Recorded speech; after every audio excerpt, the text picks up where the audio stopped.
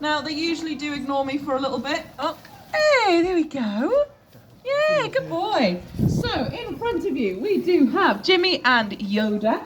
Like I say, they are northern white-cheeked gibbons. There are around 20 different species of gibbon. And the really, really important thing when we come up here is that we do not call these guys monkeys, because they don't like it. They are not monkeys. They look a bit like monkeys, so it is fair enough. We hear it quite often. But they are not monkeys at all. You going to catch it? Good boy. Gibbons are actually apes, which means they sit into the same family unit as other apes, right? So that includes gorillas, orangutans, chimpanzees, bonobos, and one last ape. Anyone know? Human beings, yeah, exactly. So humans, we are apes. I've got small bits for you. Do you want that? Oh, no, there we go. So we are apes as well, which means we are, of course, very closely related to our gibbon cousins, and even closer related to another ape we have in the zoo, our gorillas, who are on the other side of tiger territory. So they're gorgeous. Now, a couple of differences. If you are ever in a situation where you want to be able to tell the difference between a monkey and an ape really quickly, to be clear, I don't know why you'd be in that situation, but if you ever are, I'm going to tell you how to do it. Firstly, a really good way of doing... Oh, he doesn't want that. A really good way of doing it is by looking at the bum, okay? So if you look at Yoda's bum, not in a weird way, you will see that he does not have a tail. Can you catch it? Good boy. He does not have a tail. So apes will not have a tail. The best they're going to have is a vestigial tail, which is like our tailbone. But they're not going to have that kind of long, tail that we tend to think about with monkeys. Monkeys generally have a tail, okay?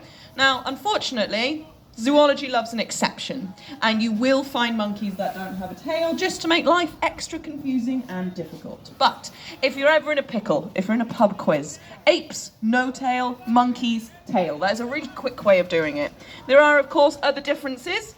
Apes have larger, kind of broader shoulders and broader chests. They tend to have longer arms as well, especially with the gibbons. Their arms are so long that actually when they walk, they have to drag their arms on the floor or hold them above their heads like this, which is very cute. But the main thing, to be honest with you, is actually the brain. The apes have a larger brain to body size ratio. Hello, my darling. Am I not feeding fast enough? Which means that apes are more intelligent. And I mean that in a nice way, don't I? You're very clever. So that's why they don't like being called monkeys. They are more intelligent. Do you want the little bits? Can you catch it for me? You don't want cucumber, do you? Hey, good catch, good boy. So he loves his food. So we actually give him his food in this way while chucking it over as a form of enrichment, because they have to kind of figure out how to get it. They'll either have to catch it, or if it's cut really big and it goes on top, they have to figure out how to get it through. And so, of course, they are using their brains and their bodies, and they're using their natural and physical mental adaptations, right? So it's really, really important for them to do it this way. As you can see, Yoda here is very impatient when it comes to his food. Come on. Well, you didn't catch that, did you, sausage? No. Now, general kind of ape behaviour, general gibbon behaviour that you are seeing. Firstly, you are seeing some swinging. There we go. They're very good at swinging.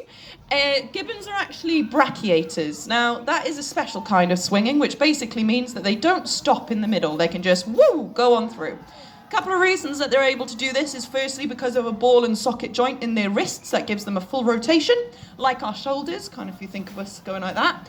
And also their thumb is very low set. Do you want this? Can you come here for it? Whee, good boy. So they've got a very low set thumb, which basically means if they're swinging, their thumbs aren't in the way. They already have that space to go. Whereas if we are on the inaccurately named monkey bars, we have to kind of unhook our thumb. I know I've got a real bee in my bonnet about it, haven't I? We have to unhook our thumb to get to the next one. Now, that means that for gibbons, they can brachiate so fast, they can actually swing through the trees at about 35 miles per hour, which is so fast, isn't it, my darling? It's about as fast as a giraffe can run, if you kind of picture a giraffe running. I like to equate things in giraffes, I don't know why. So they're really, really speedy. Now, you will hear them make a lot of noise as well. So if you're here bright and early in the morning, you will actually hear them singing. Now, this is wonderful. These guys sing every single day, and a singing gibbon is a happy gibbon. You can remember those words. If you ever go to a zoo and you want to know about the gibbons, if they're happy, if they're exhibiting natural behaviours, ask if they sing, because singing is a really natural way of them showing that they are a bonded pair and that this is their kind of area, this is their territory. They let all of us know that they they are in charge, okay?